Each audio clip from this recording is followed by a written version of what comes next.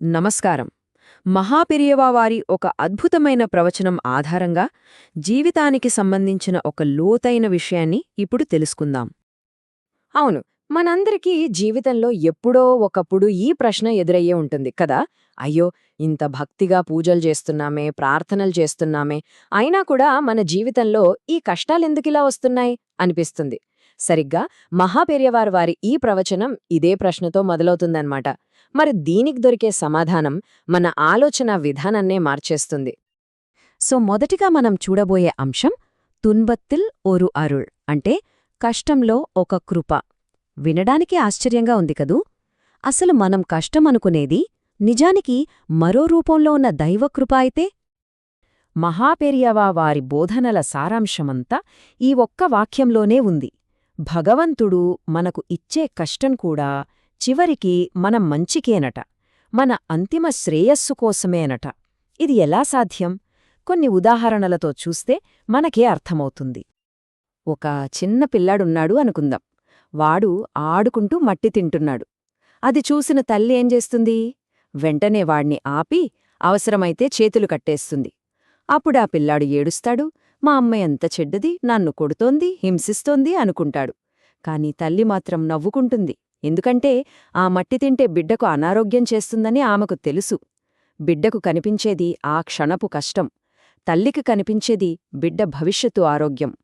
భగవంతుడి విషయంలో మన పరిస్థితి కూడా ఇంతే. ఇంకో కథ చూద్దాం. ఇదొక ఉప్పు వ్యాపారి కథ. పాపం, అతను గాడిద మీద ఉప్పు బస్తాలు వేసుకుని అమ్ముకోవడానికి సంతకు బయల్వెరాడు. దారి మధ్యలో దేవుడా, అకస్మాత్తుగా కుండపోత వర్షం. ఇంకేముంది, ఉప్పంతా కరిగి నీళ్లపాలైపోయింది. ఇక అతనికి ఎంత కోపమొచ్చిందంటే దేవుణ్ణి తిట్టుకుంటూ తన దురదృష్టాన్ని నిందించుకుంటూ ముందుకు నడుస్తున్నాడు. కొంచెం దూరం వెళ్లాడో లేదో ఒక దొంగ అడ్డగించి తుపాకీ గురిపెట్టాడు. ఇక ప్రాణం పోయినట్టే అనుకున్నాడు. కాని ఆ దొంగ ట్రిగ్గర్ నొక్కితే తుపాకీ పేలలేదు. ఎందుకని? అప్పుడు తెలిసొచ్చింది, ఇందాక పడిన వర్షానికి తుపాకీలోని మందు తడిసిపోయిందని.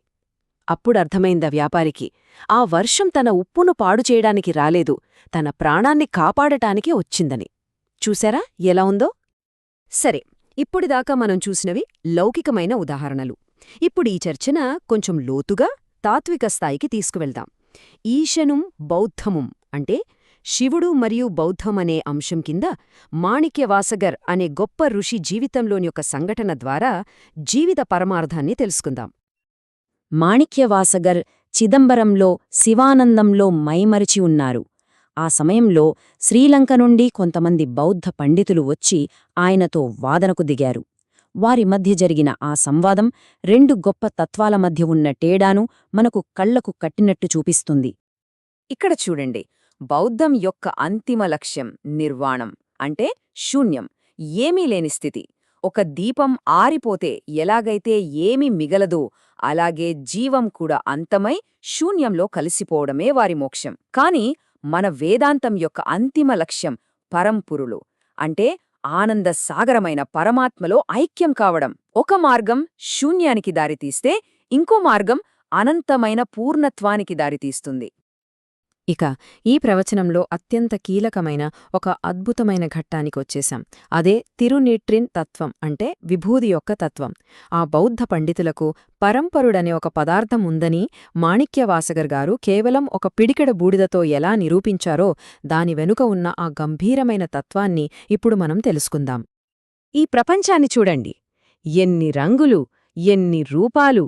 ఆకుపచ్చని ఆకు, పసుపు రంగు వస్త్రం, ఎర్రని పువ్వు, నీలి వస్తువు, ఒకటా రెండా, ఎన్నెన్నో వైవిధ్యాలు. ఈ వైవిధ్యమే ప్రపంచం యొక్క స్వభావం. అయితే ఇప్పుడు ఈ రంగురంగుల వస్తువులన్నింటినీ తీసుకుని అగ్నిలో వేస్తేమవుతుంది?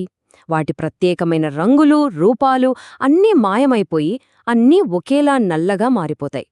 అంటే ఆ అసలు రూపం, రంగు అనేవి కేవలం పైపై పొరలు మాత్రమేనని ఆ అగ్ని నిరూపిస్తుందన్నమాట. అంతటితో ఆగదు.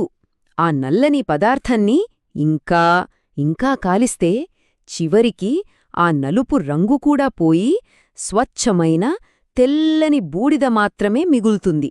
దీనికి రంగు మారదు, రూపం మారదు. ఇదే అంతిమస్థితి. ఇక్కడే అసలైన రహస్యం దాగి ఉంది. ఆ తెల్లని బూడిదే విభూది. ఈ ప్రపంచంలో మనం చూసే రంగులు, రూపాలు, పేర్లు అనే భ్రమలన్నీ జ్ఞానమనే అగ్నిలో కాలిపోయిన తర్వాత చివరికి మిగిలే ఏకైక, శాశ్వతమైన, మార్పులేని సత్యానికి ప్రతీక ఈ విభూది. ఆ సత్యమే శివం. పరంపులురుంది అనడానికి ఇంతకంటే గొప్ప నిరూపణ ఏముంటుంది? మంచిది. మరి ఆ ఏకైక సత్యాన్ని మానవులు ఎలా ఆరాధిస్తున్నారు? రకరకాలుగా కదా. వళిపాటిన్ పల వళిగల్ అంటే ఆరాధనలోని అనేక మార్గాలు అనే ఈ భాగంలో మార్గాలు వేరైనా గమ్యం ఒకటే అని చెప్పే కొన్ని అద్భుతమైన ఉదాహరణలు చూద్దాం. కేవలం కేరళ రాష్ట్రంలోని కొన్ని ఆలయాలనే ఉదాహరణగా తీసుకుందాం. ఎంత అద్భుతంగా ఉంటుందో చూడండి. అంబలపుళలో కృష్ణుడికి పాయసమంటే ఇష్టమని పాయసం సమర్పిస్తారు. వైక్కంలో మహాదేవుడికి పెద్ద విందుభోజనం పెడతారు. తిరుప్రయార్లో రాముడికి బాణసంచా కాల్చి తమ ఆనందాన్ని వ్యక్తం చేస్తారు. ఇక గురువాయూర్లో అయితే శ్రీకృష్ణునికి భాగవత పారాయణంతో సేవ చేస్తారు. ఇక్కడ మనం గమనించాల్సిన ముఖ్యమైన విషయమొకటుంది. పూజా విధానాలు వేరు, నైవేద్యాలు వేరు. కాని అందరి భక్తి, అందరి ప్రార్థన చేరేది ఆ ఒక్క పరమాత్మకే. మార్గాలు వేరైనా గమ్యం మాత్రం ఒక్కటే. మనం ఇంతసేపట్నుంచి జ్ఞానమనే అగ్ని అని పదే పదే అనుకుంటున్నాం కదా.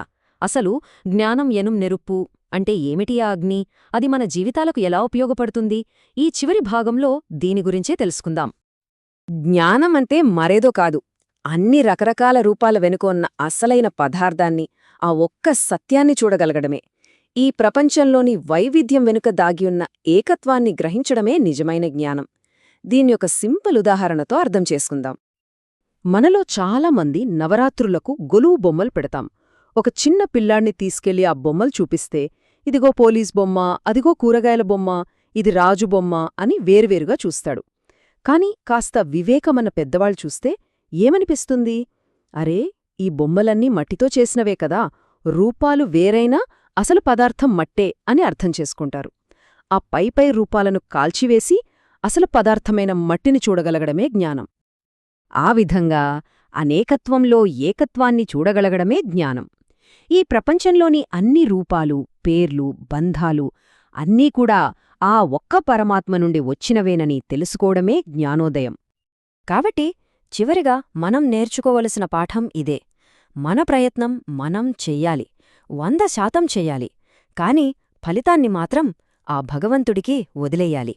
కష్టమొచ్చినా సుఖమొచ్చినా రెండింటినీ ఆయన ప్రసాదంగా స్వీకరించగలగడమే ప్రశాంతమైన జీవితానికి అస్సలైన మార్గం. ఈ వివరణను ఒక ప్రశ్నతో ముగిద్దాం. మన జీవితంలో మనం గట్టిగా పట్టుకుని ఉన్న ఈ రంగురంగుల బొమ్మలున్నాయి కదా, మన పదవులు, మన ఆస్తులు, మన అభిప్రాయాలు, మన బంధాలు, వీటన్నింటినీ జ్ఞానం అనే అగ్నిలో కాల్చి వాటి వెనుక ఉన్న అసలైన శాశ్వతమైన సత్యాన్ని చూడటానికి మనం నిజంగా సిద్ధంగా ఉన్నామా? ఒక్కసారి ఆలోచించండి.